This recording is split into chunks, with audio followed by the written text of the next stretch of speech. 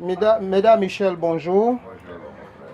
Voilà, nous sommes à Tiasalé, voilà, pour une visite chez vous, histoire de savoir davantage sur les pouvoirs que Dieu a bien voulu par amour vous confier et tout le cheminement que vous avez eu dans cette ville que vous connaissez, dans laquelle vous avez vécu depuis longtemps, et tout ce que vous avez aussi pu faire, n'est-ce pas, au regard des témoignages, le peu de témoignages que nous avons écoutés. Nous espérons en avoir d'autres, n'est-ce pas, sur ce que vous faites pour soulager vos semblables ici dans cette ville à Tiasalé. C'est pour ça que nous voulons juste en savoir davantage et voir dans quelle mesure nous reviendrons autant que nous pourrons, n'est-ce pas, pour recueillir, n'est-ce pas, vos propos, et nous le souhaitons vraiment le message que vous avez, n'est-ce pas, pour les humains. Merci beaucoup mon frère. Tout d'abord, je dis merci à Dieu qui nous a tellement aimés et qui nous a fait à son image pour qu'on le ressemble. Et le ressembler, c'est de jouer son rôle surtout. Je suis M. Michel Meda. Je suis d'une famille très pauvre. Je me demande, est-ce qu'il y a une famille qui est pauvre que ma famille dans le monde? Ça, je le dis, je confirme, j'assume surtout. Parce que M. Meda, Michel, je ne sais pas qui il est. Je ne me suis pas autoproclamé dans ce domaine pour dire, ouais, je suis tant, je n'ai même pas de nom. Tantôt, il est féticheur, tantôt d'autres me disent, tant, ben, moi j'assume tout. Au fait, j'ai commencé, je dis d'abord merci à Dieu d'avoir me confié à une femme que je vraiment tiens beaucoup, à demander à Dieu de l'accorder, que la terre soit légère pour elle qui est ma grand-mère. Et merci à mon papa. C'est maintenant j'ai compris que c'est pas souvent à l'ombre que l'homme ne sera pour réussir. Parce que je parle de ce que mon père m'a fait comme maltraitance, comme on le dit. Mais ce n'était pas une maltraitance, c'était simplement me former. Et comme je l'ai dit, à son âme, son après aussi a été positif pour moi. C'est là que j'ai compris que non, tout ce qu'il voulait de moi, c'était que rien que mon bien. Alors, je suis dans ce domaine, je suis dans cette mission. C'est comme surtout un message, les messages que Dieu m'a apporté depuis à l'âge de 15 ans. Et je révélais ça à tout et chacun, même si quelqu'un va mourir, bon, au niveau des prophètes, tout. Alors, donc, je finis. Je suis le premier de naissance. Le premier sang de mon père et ma maman. Je suis le premier dans ce domaine de cette mission de Dieu qu'il m'a offert dans mon ethnie. Je suis le premier dans ma famille. Et j'ai commencé ce blog le 1er janvier 2000, c'est significatif, ça veut dire beaucoup de choses. Je ne serai pas long pour me faire valoir, mais je ne ferai que faire valoir la volonté de Dieu. Qui est Dieu, qu'est-ce qu'il est et comment il faut aller envers lui. J'ai vu que, en tout cas, je n'avais jamais souhaité que cela arrive un jour, me faire voir publiquement dans tout. Je n'ai jamais souhaité ça, mais c'est un devoir pour moi d'apporter ce témoignage à l'humanité pour que nous ayons vraiment une vie tranquille. Je pense que tout chacun pense à une vie comme moi je l'ai souhaité depuis longtemps. Mais vraiment, il n'y a que Dieu seul qui est mon témoin dans ce domaine-là.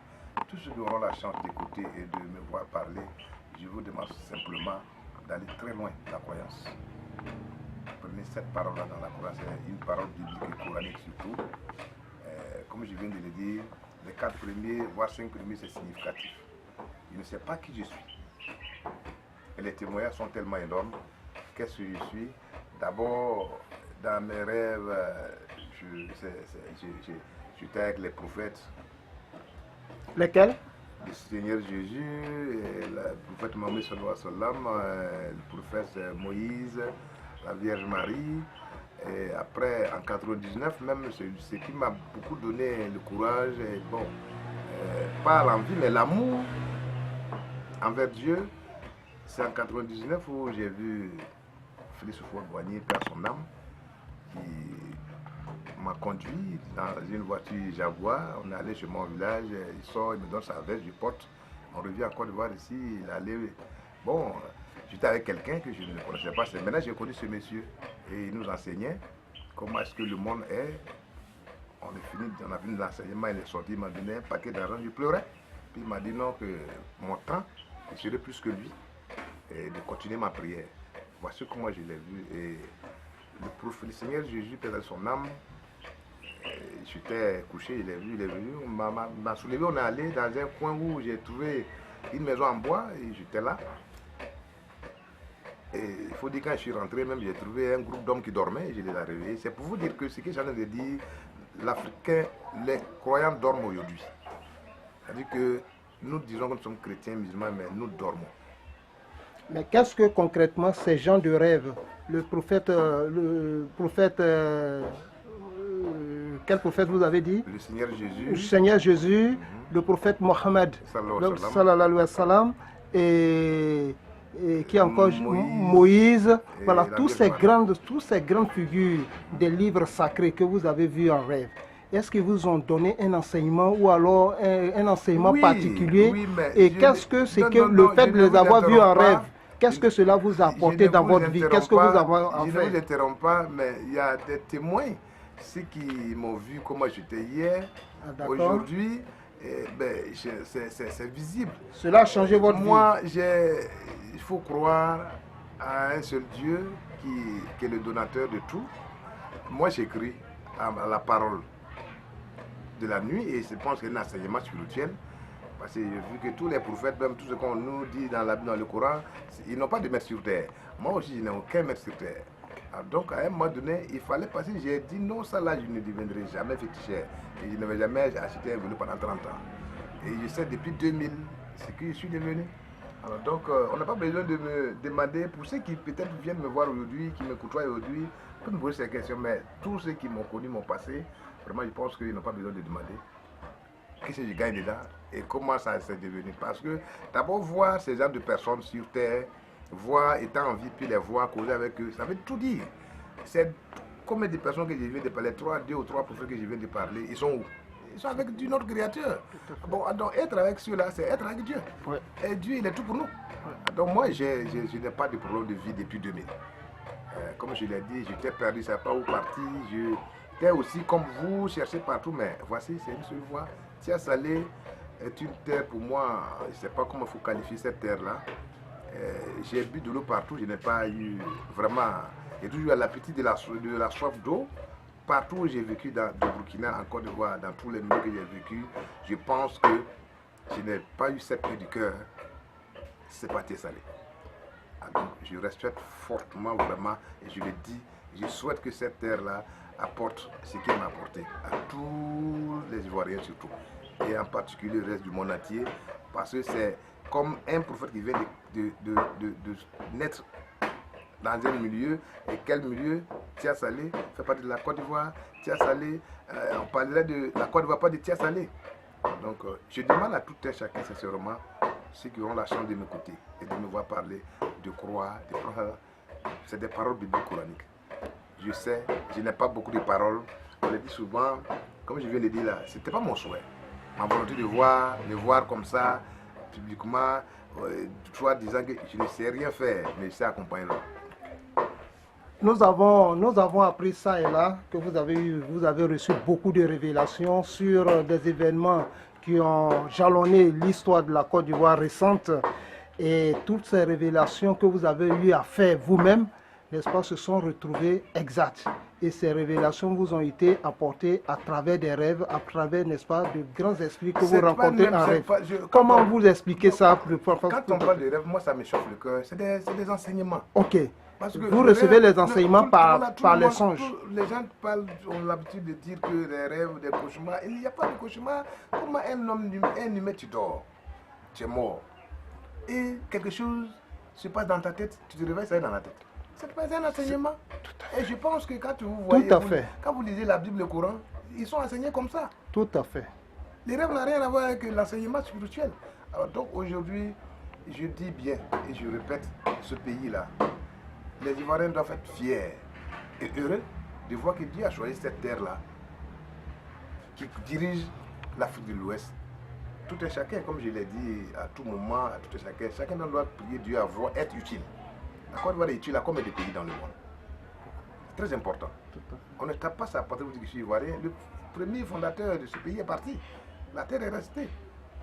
Mais faisons attention parce que j'ai parlé du site là que la dernière vision avec Félix Houphouët-Boigny, père son âme, c'est mon grand-père, c'est mon père, je le dis. J'ai beaucoup de respect pour ce monsieur parce que le voir, c'est comme si j'étais au paradis. Et après sa mort en 1994, je dors, je le vois. C'est où je l'ai vu, je n'ai pas dit, il a été puni, hein, il a été puni, pas condamné. Son après, qu'est-ce qu'il a fait derrière nous? L'après de Houphouët nous a donné quoi? La chaleur. Alors tous ceux qui souffraient à son nom, lui aussi, il était puni sur Dieu. Et je ne parle pas de la politique, je parle de la vérité. Celui qui est dans la vérité.